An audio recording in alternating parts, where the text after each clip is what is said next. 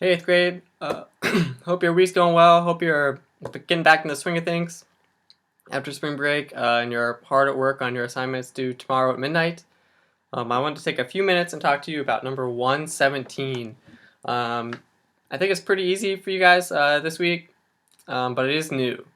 So we've talked about quarter notes, which is 1 note per beat. We've talked about eighth notes, which is 2 notes per beat. We've talked about 16th notes, which is 4 notes per beat. And then this week we're going to talk about triplets, which is 3 notes for each beat. So if you look at number 117, you'll see that starting on count 3, you see a triplet. So it looks like an eighth note, but then there's a little 3 written in, and that's how you know it's a triplet.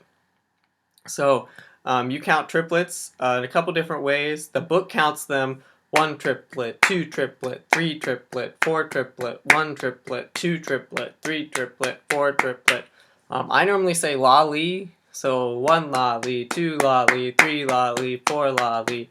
But however you want to count it is really fine as long as you're consistent. So looking at 117, you have 1, 2, 3 lolly, 4, 1, 2 lolly, half note, 1 lolly, 2, 3 lolly, 4, 1 lolly, 2 lolly, 3, 4. And then it's not super important that you do the repeat. Alright, so that's the rhythm. Those are triplets. Make sure you double check your key signature. We're in the key of concert A flat, which we've been playing the scale. We've practiced a little bit, but check out those concert D flats for me.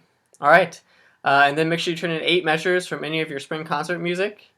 The rules are all in Schoology. Hope you're having a good week, and I look forward to watching your assignments. Thanks. Bye.